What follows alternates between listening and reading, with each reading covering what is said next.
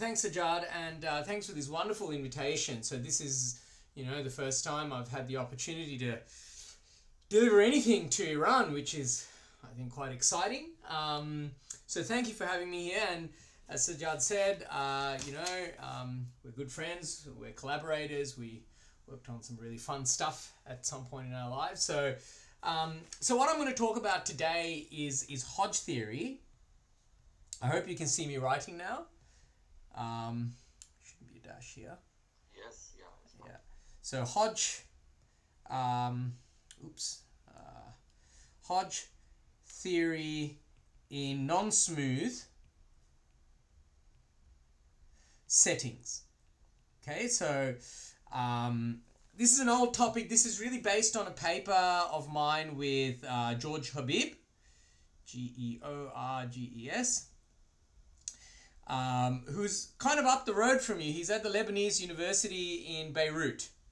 Okay, so we did this work. It's hot out of the oven, still under peer review, but I thought it's an interesting topic to talk about because I think it's hopefully relevant to some of the things that you are thinking about in some of your work.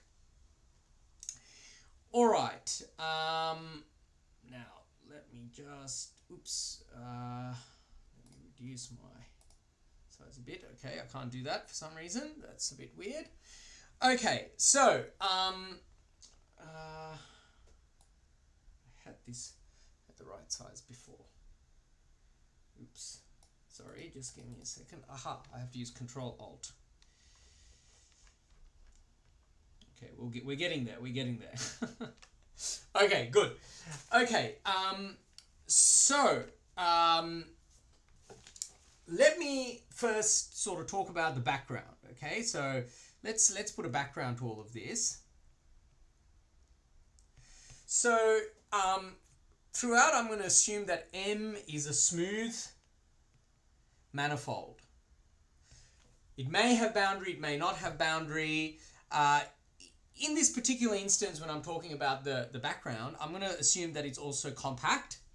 And actually, I'll assume that it doesn't have boundary for the moment, just to introduce the topic.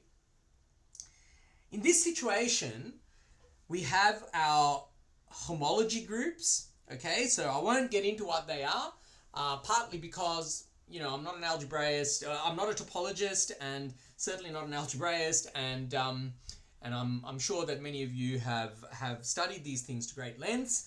In any case, homology and its corresponding cohomology, which with the singular cohomology, again, I won't really describe what these are because while they're important, the focus of what we're going to talk about is going to be a bit different.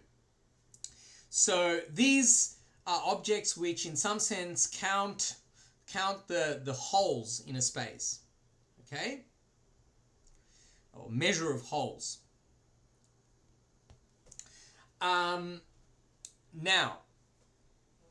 the interesting thing for us is, or for me, I shouldn't say for us, maybe it's not interesting for you, but at least for me, what's interesting is to bring in some differential operators to really be able to talk about some of these objects. Okay, so what do I mean by that? So recall we have the exterior derivative, right? So this takes us from differential forms. So differential forms, back to differential forms. I should really say it takes us from k forms to k plus 1 forms, okay? And this is, of course, the object defined. If we write a form as equal to I1, so I'm assuming Einstein summation notation here, ik dx I1 wedge dx ik in some local frame or some chart. So then df is just the jth derivative now acting I1 up to ik, dxj wedge dxi1 wedge up to dxik. And of course there's some algebra here, right? So this is really, this is the exterior product, it's the exterior product of forms. So there's going to be some cancellations and interesting stuff happens. And again, I don't want to really get into the heart of it all, because the salient points of all of this will become clear very soon. Okay, so for some reason, when I put a new page, it gives me the wrong size page. That's not so good.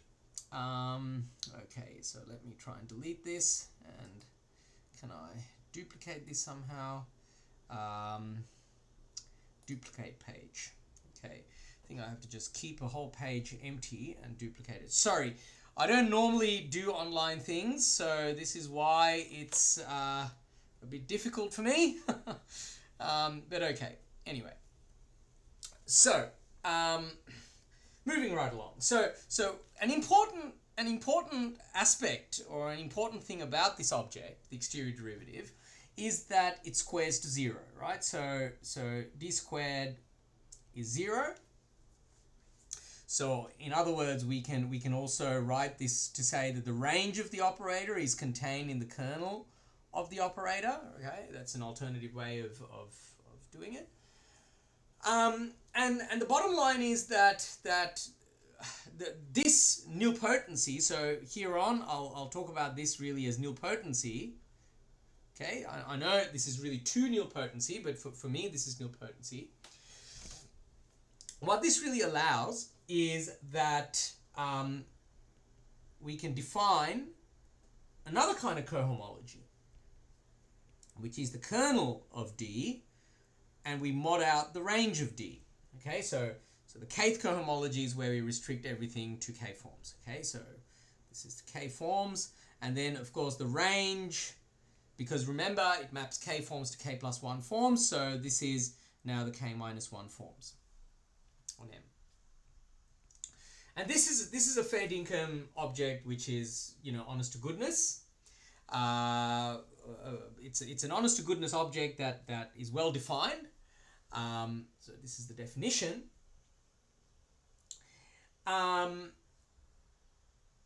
So this is called the DRAM cohomology. Okay.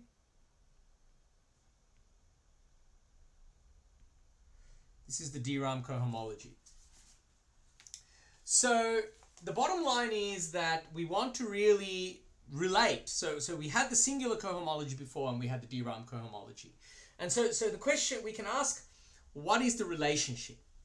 So from a differential operator's point of view, this is not such a great object to muck around with in terms of differential operators, because it's not elliptic.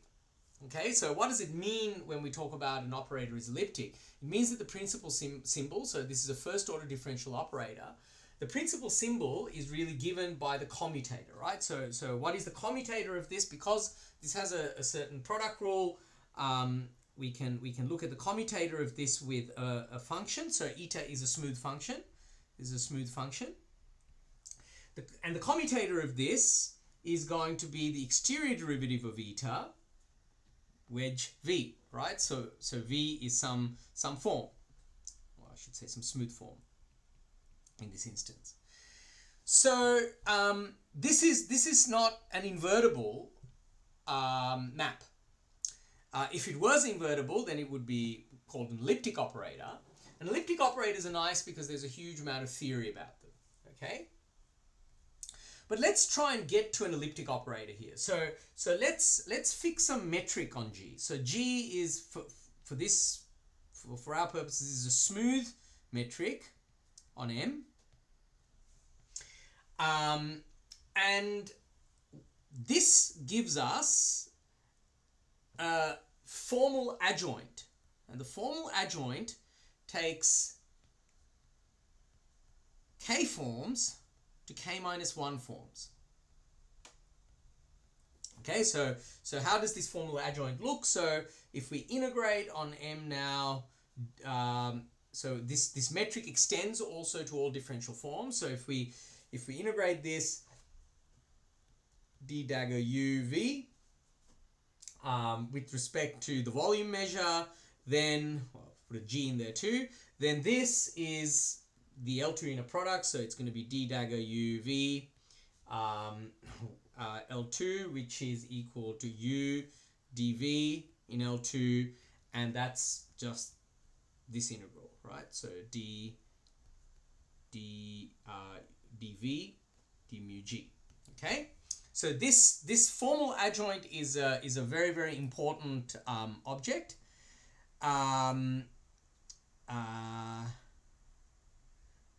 Okay, so duplicate page. So I have to keep erasing, unfortunately. So it's like being on a real blackboard where I have to keep deleting stuff. Okay. All right. So now with this, we can define this following operator, dg, which is d plus d dagger g. Okay. So this is now, of course, this mixes forms. So d maps k forms to k plus 1 forms. D dagger g maps k minus 1, well, k forms to k minus 1 forms. So this mixes stuff. So at best we can define this as an object that takes forms to forms, right? So we want to really look at this acting on all forms. And this is elliptic. Okay, so this is a well-known elliptic operator, and it gives us a unique extension in L2.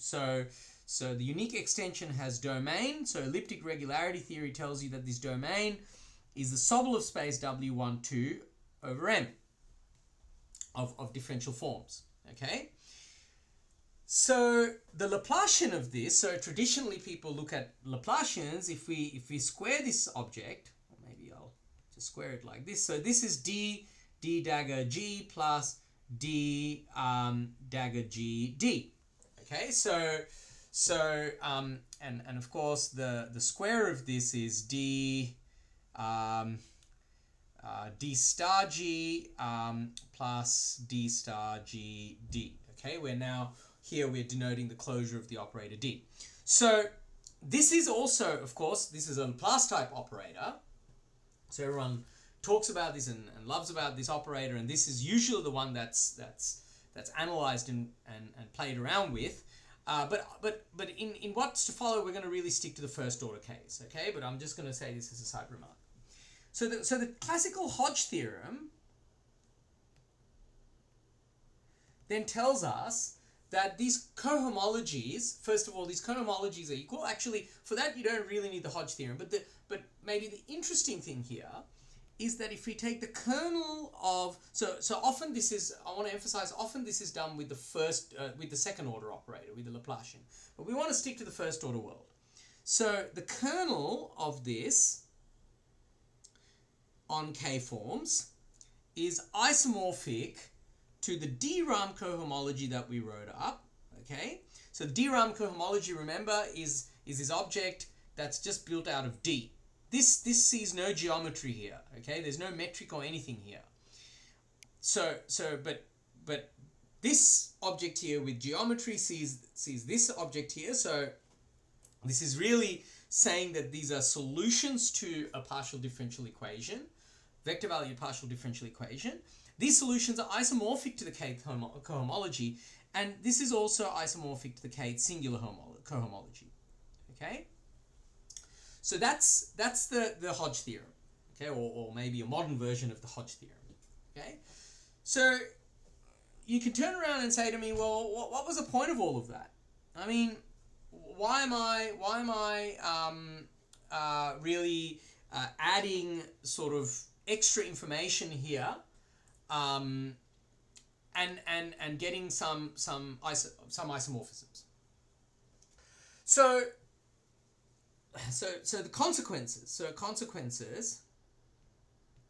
Sorry for my horrid handwriting. So all cohomologies are the same, right? All cohomologies. Don't know if I spelled it. Cohomologies are the same. So that's the first consequence. And that's pretty cool, right? So we have all of these cohomologies being the same. The Betti numbers Bi, which also appear, so maybe in the context of this talk, in things like high dimensional or high codimensional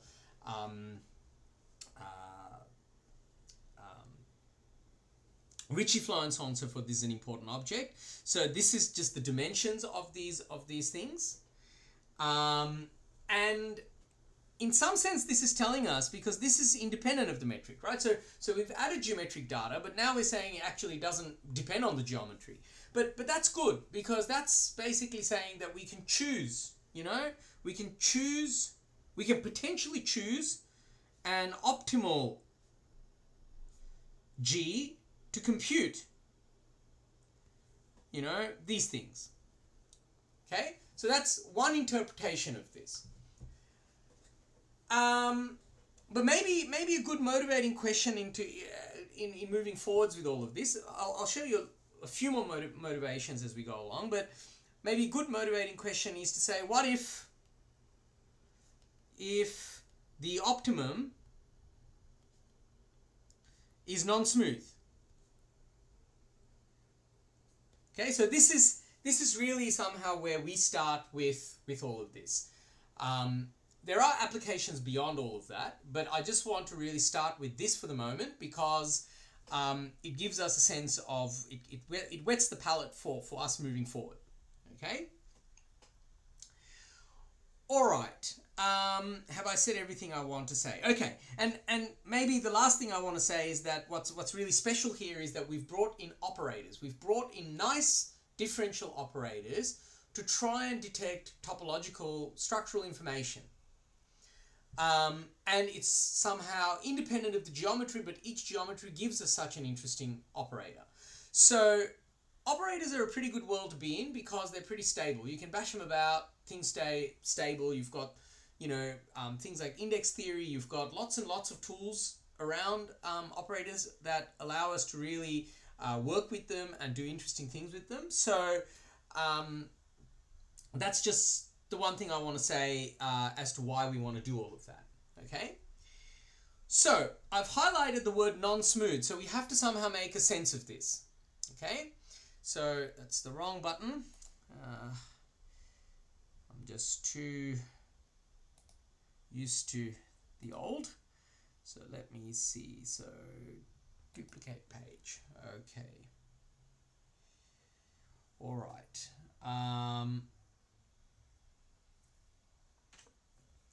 Almost got it all.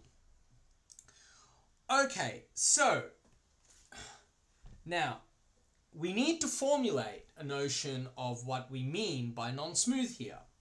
Okay, so that's the first thing. So I want to just first talk about a measure independent, so a bit of an oxymoron, measurability. Okay, so some of you are going to leave the room now thinking that I've completely lost the plot. What is Lashi talking about? What do we mean here? Okay, so let me set the scene now, right? So let me set the setting. So M is just a smooth manifold, can be compact, can be non-compact, may have boundary, may have no boundary, right? So again, smooth here does not talk, I don't mean there's any metric here, there's no metric that we fixed. I'm just saying that the differentiable topology of this is smooth. So may have boundary. Okay, good. And maybe not non-compact. And possibly non-compact. Okay, so that's the setting we're in. I'm going to define a notion of measurable. So I'm going to say that A subset of M, is measurable if for all charts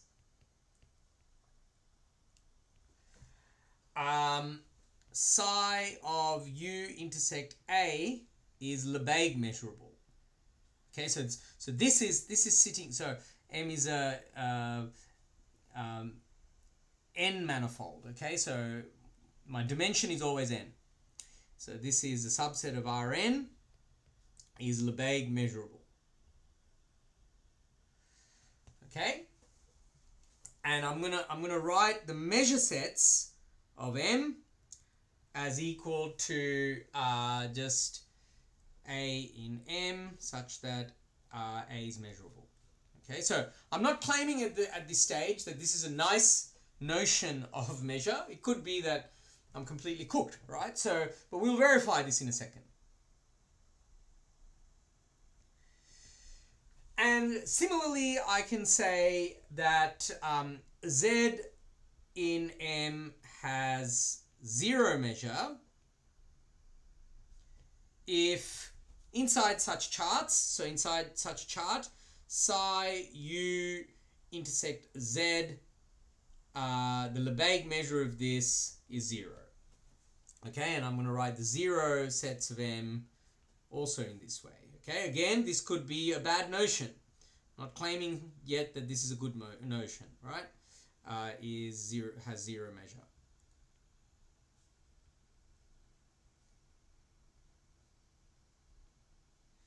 Okay, but the magic is that this is a nice notion. So let me just state that somewhere. So this is a nice notion. So what is the proposition here? So let me write down a proposition now.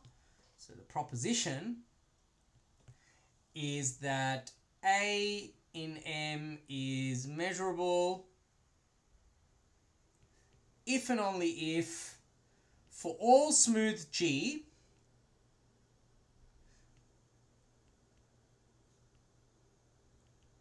so for all smooth Riemannian metrics, A is mu next line. A, so this is the first thing, is mu G measurable. Okay, so mu G is the volume measure induced by the metric G. The second thing is that Z in M is of 0 measure if and only if, again, for all G, maybe I'll write smooth Riemannian, mu G Z equals 0. Okay, so I won't bore you too much with the details, but in the interests of time, maybe I'll give you a quick maybe proof sketch. So I would, cover M by charts psi I ui, such that ui is compact and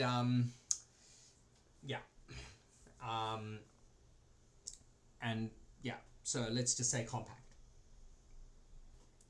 Now, by definition, we have so M now is equal to ui, the union of these charts, and inside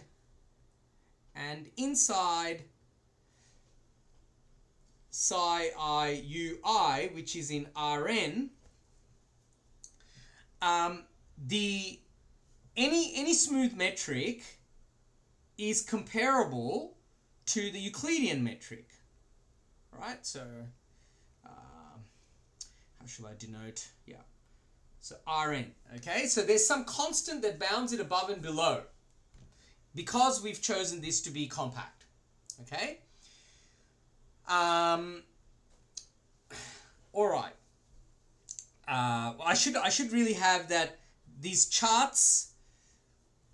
I can extend the chart over this, over the closure where UI is compact, and really M is filled out by the interior of these sets. Okay, so we're going to always have this by compactness, but that means that mu G is going to be comparable to psi I, the pullback measure, inside this UI.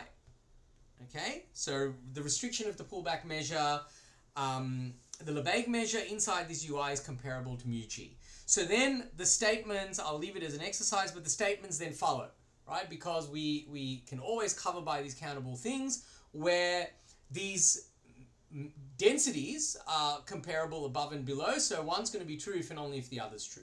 Okay, so I won't labor you too much with the points, but one can rigorize this statement. I should maybe just say this is a sketch of a proof, really. Okay. All right, so the important consequence of this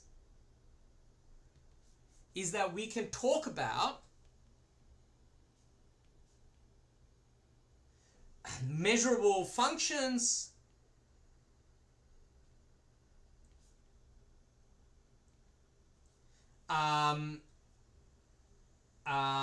or sections if we're in a vector bundle without a background metric.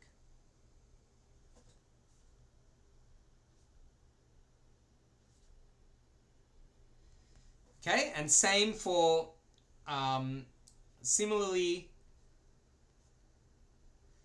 we have almost everywhere independent of metric. Okay, so of course we can fix a metric, right? The proposition tells us we can fix a metric and we can talk about measurability and almost everywhere with respect to that metric, but if we change the metric, then these notions remain invariant. Okay, so this is almost like a sort of a infinite dimensional tensorial property. Okay, so what next? What next?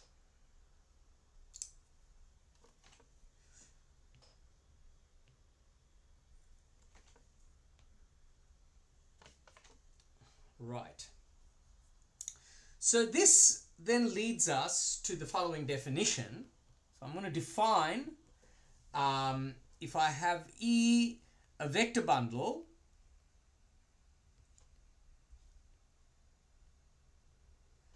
okay, I'm being intentionally mysterious here. It might be complex, it might be real. I don't care about the field that it's on, but we have a vector bundle, and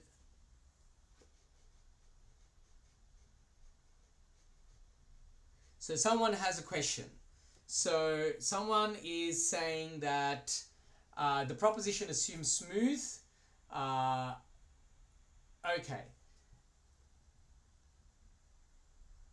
So the proposition assumes smooth Riemannian metrics, but in non-smooth settings we often deal with rough or singular metrics. So we're not getting to the notion, we have to still get to the notion of what we even mean by non-smooth. Okay, so I haven't really talked about a notion of non-smooth here. All I've really talked about so far is the ability to talk about non-smooth. Okay, the proposition just tells us that we can talk about the notions of measure with respect to smooth metrics. So think about it sort of like you want to define a property on a dense subspace. Of course, you want the property now to be valid on the whole space when you take a completion, which you first formulated on a dense subspace. That's a similar kind of idea of what we're going to do here, okay? We're going to get to the non-smooth situation where all of these things are still going to hold in the non-smooth setting. But we still need to be able to at least talk about what it means for something to hold almost everywhere and so on and so forth in order to actually formulate that. And that's what this proposition is doing, okay? So this proposition is not fixing anything smooth. It's saying that our notions of measure and measurable and zero measure can be talked about independent of a metric. So this notion here of measurable, the notion that I wrote down here, does not involve any metrics. Yes, the manifold has a smooth differentiable structure. Okay, I'm not interested in mucking around with that, because in future, in what's to come, I'll really talk about geometric singularities. Okay, topological singularities are a different game, and I'll touch on sort of that later. But first, the idea is to set up all of this in a situation where we have only geometric singularities, bring in the operator tools, and then maybe later on one can start studying the non-smooth context. Okay, and maybe some of you in the audience want to take away with some of these ideas and apply them to situations where you even have topological singularities. Okay, so I hope that clarifies that question. Okay, so I want to define now the measurable section. So again, to emphasize, we have a notion of measurability. So I want to define the space L0 of E. So these are going to be measurable sections.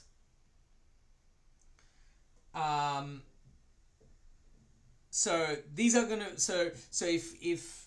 if psi is an element of this, then that means that psi I are measurable where psi is equal to psi I EI inside a frame, a smooth frame, EI. Okay? So I just want to fix the notation here, because now, coming back to the question that that was asked in the audience, I want to define the notion of a rough metric.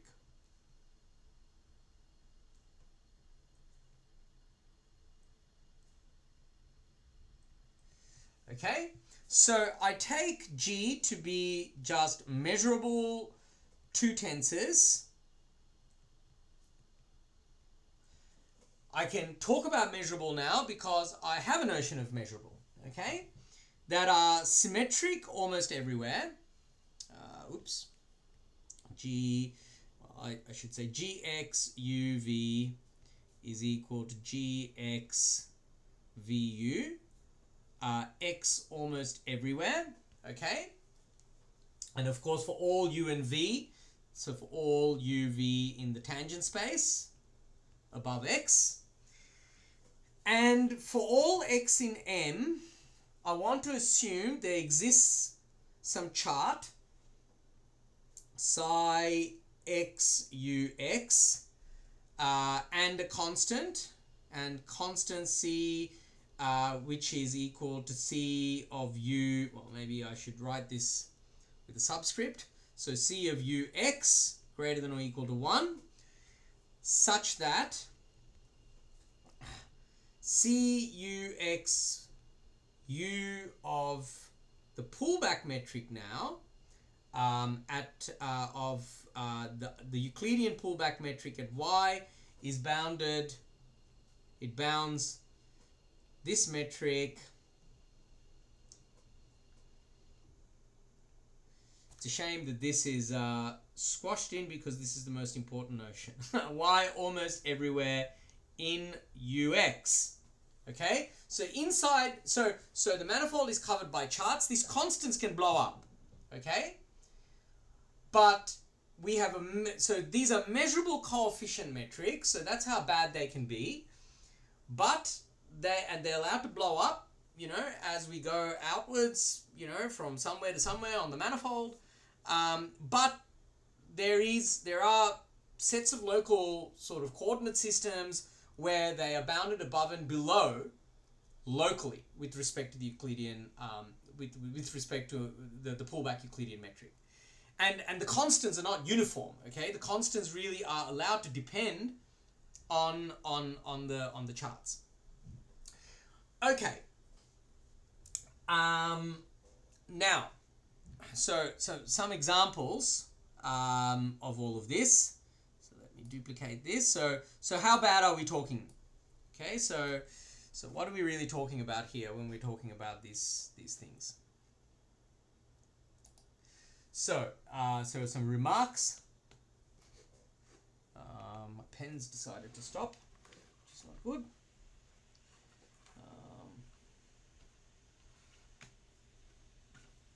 Okay, so some remarks.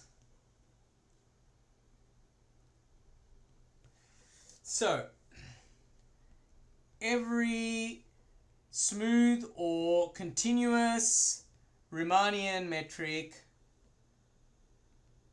is RRM, okay, is a rough Riemannian metric. So everything smooth falls under this, okay? If I have a Lippiomorphism, so if I have two manifolds M and N, and I have a Lippiomorphism, okay, this is like a diffeomorphism but Lippio, so bi-Lipschitz map. And I'm not assuming uniform control on the Lipschitz coefficients or anything, right? So this is just locally Lipschitz. Bi-locally Lipschitz, I should say. So I have a bi-locally Lipschitz map, and I have some H, which is, I don't know, say smooth or continuous, smooth, continuous, or even an RRM, okay? Then the pullback metric will be an RRM. Okay,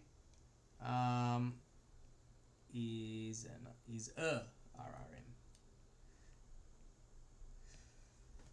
Okay, maybe an example that actually Sajjad nicely wrote up is if I consider this so-called radial projection map, where I go from the box in Euclidean space, say Euclidean n space, to the sphere.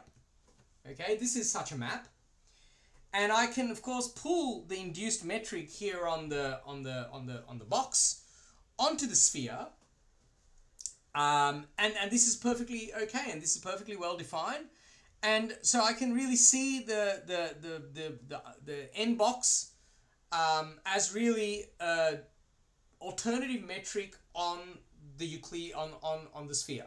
Okay, so here we have a smooth differentiable structure, and that's what we've really won by doing this. Okay, we've pushed all the singularities into the metric. Okay, there are of course many other examples. For instance, if you give me a set of measure 0 in R2, I can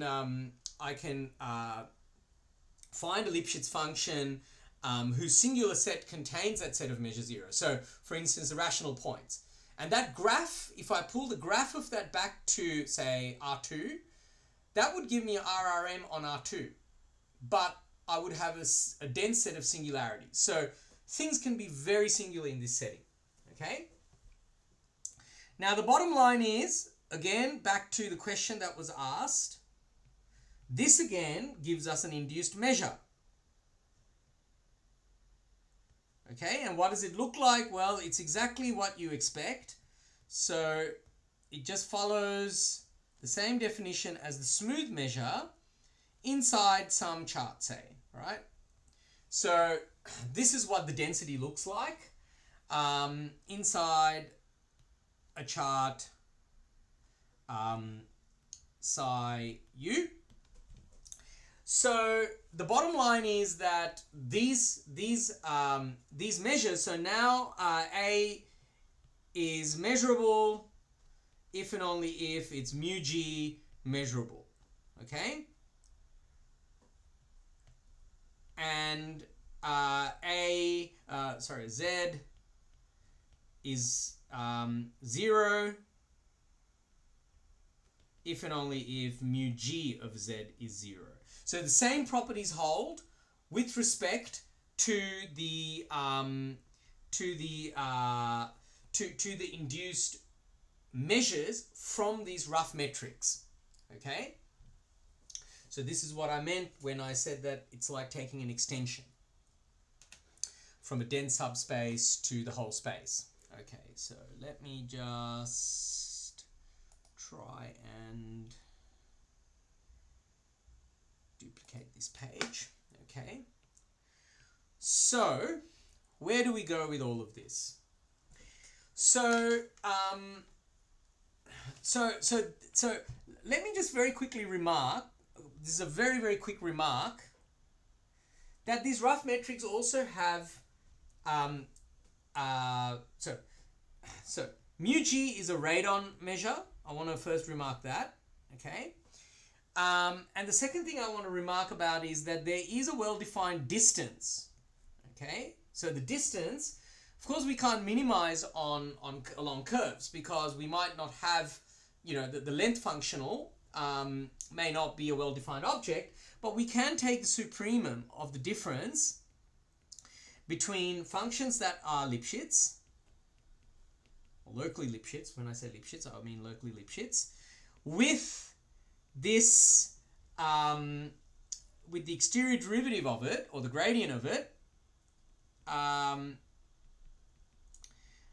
There might be an inverse here, but it's the induced metric from the metric on the cotangent space to the tangent space, right? Where this is less than 1 for z almost everywhere, right? So maybe I should move this along a bit. It looks a bit ugly. Oh, didn't work. Okay, I'll just leave it. So this is for z almost everywhere. We have this, and this is a well-defined metric. So actually, the triple. So we really have. This is a metric measure space. Okay, so this is a metric measure space. Of course, we can talk a lot about this space. That's not really what I want to do.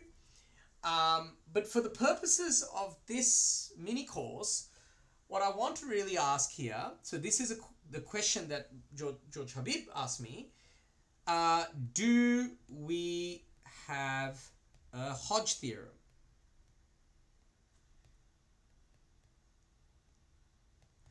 Okay, i.e., can we say that the kernel of dg, or the closure as we had before, so i.e., if M is compact without boundary, then does kernel dg M isomorphic to H star of M, does this hold?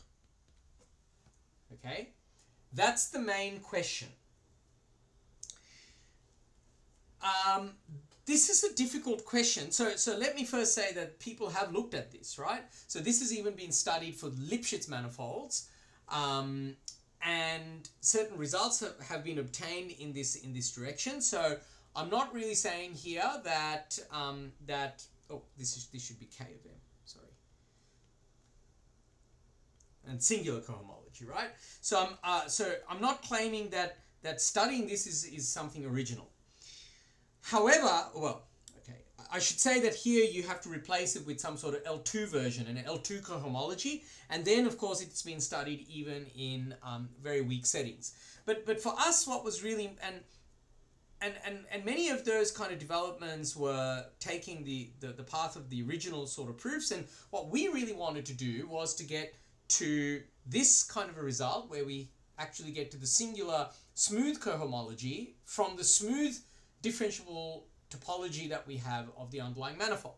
So that was kind of the main interest here, okay? So that's why we want to study it in this setting. We have more structure in this setting. It's less specialized than what maybe other people have looked at, but the point here is to see whether we can get a little bit more mileage, whether we can say something a little bit deeper. Now, I just want to say that the complication here for this is that dg is equal to, say, d closure d star g, d closure plus d star of g, okay? So the domain of this operator is going to be the domain of the closure of d. So this still makes sense. This is all very good. All of these operators exist. They make sense even in the non-smooth setting, but the trouble is that this operator, what is the domain of this operator, right? So before, when things were smooth, we had that this is the Sobolev space, W12. And these are all, when things are smooth, these are all smooth coefficient differential operators. So for instance, compactly supported smooth functions are contained inside of these objects. But the trouble here is that we may not have that in this setting. And I just want to really emphasize that, especially in the remaining time. Let me just emphasize that with an example, okay, of how bad things can be. So let me say that these operators, the D and D star both exist from abstract theory, but I want to give an example that, beg your pardon, so I want to give an example for a particular metric, right? So I'm going to set my m to be equal to R2. So my example, okay, what's the statement? So the example is that smooth, compactly supported functions in, or sections, differentiable forms in R2 is not contained in the domain of D star G for general rough Riemannian metrics for general G, which is an RRM. Okay, so that's where the bringing in these operator tools becomes a bit tricky. So let me give you an example. So let me define now. So this is the only time I've ever used the Weierstrass function in anything, but I thought it was fun to try and use the Weierstrass function in something. So 2 plus wx1 2/3 0 0 1. Okay, so this is now going to be my my metric, and what is the w? So the w is taking me from it takes me from the real numbers to -1 1. And it's given by wx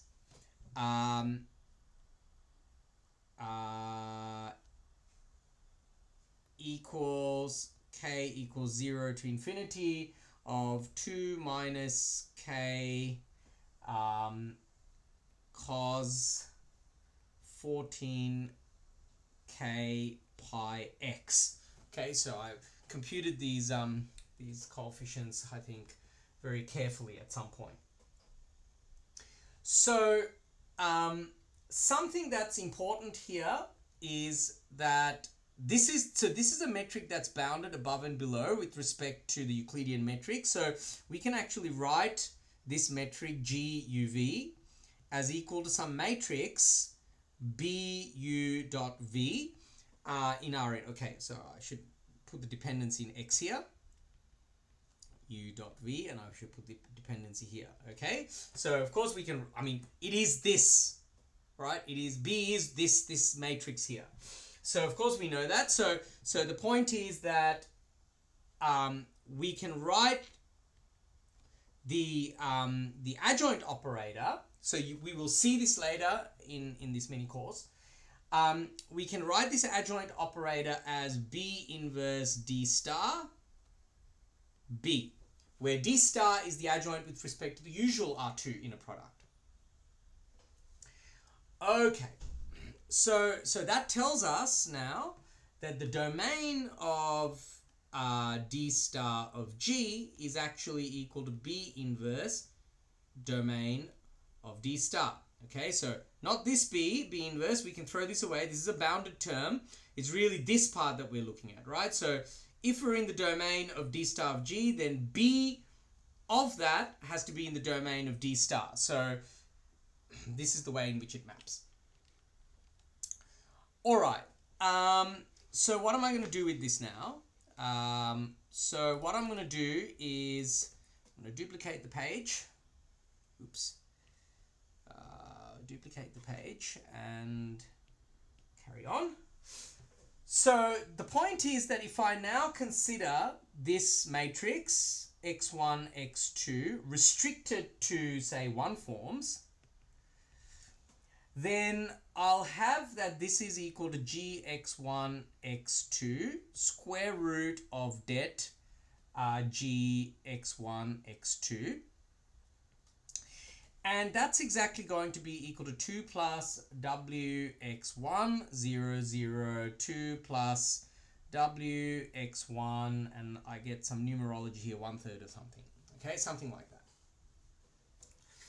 So, to get a contradiction, suppose for contradiction that C infinity C R2 is in this space, D star of G. Okay, so I'm going to write now a map. I'm going to call it before I had W, now I'm going to call it omega. This is a bad choice of terminology. So let me call psi of x to be, or psi, so let me call psi, which is the map x1, x2 maps to eta x1 dx1, which is so where we choose where eta is identically 1 on the unit ball, and yeah, so we choose it to be identically 1 on the unit ball and in general compactly supported, right? So maybe 0 eta, well, and eta is smooth, compactly supported, right? That's good enough. So it's just a function. Okay, so this is just a one form now, so that's all good.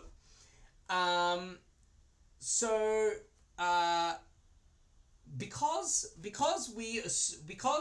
of this domain containment, that this domain equality that we have that b of x1 x2 of psi of x1 x2 is in the domain of d star. Okay, that's the condition that we had here. So if we just multiply the b, so we get that the domain of d can be recovered from the domain of d star. We have this in the domain of d star because it's a compactly supported smooth section. And so again, we multiply by this b and we're in the domain of d star. Now, let me see. So now the point is that this condition particularly means that d star of b of psi of f is equal to b w d of f. Okay, this is exactly what it means. So in R2, this is just an integral over R2, 2 plus wx1 of eta x1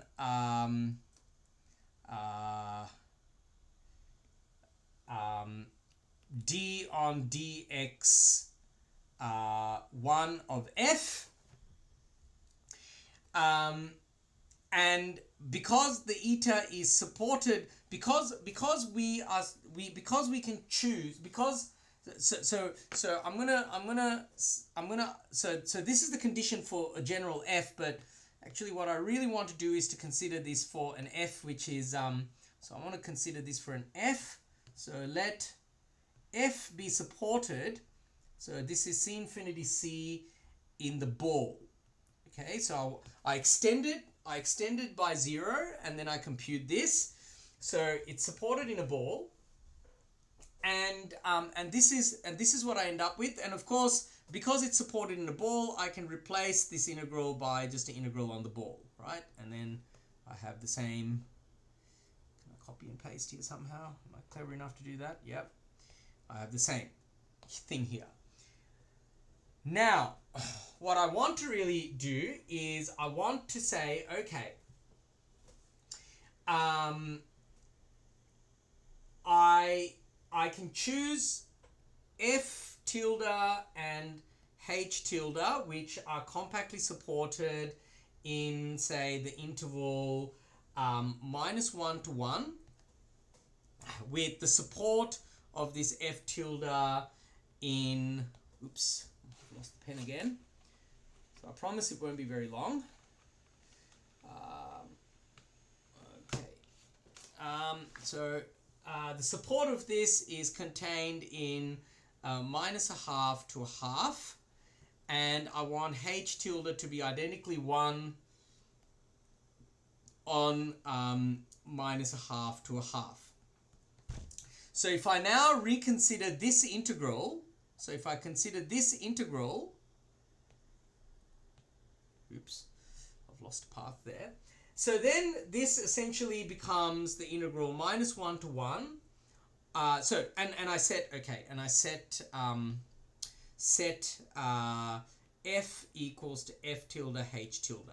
Okay, then this integral becomes minus 1 to 1, 2 plus w x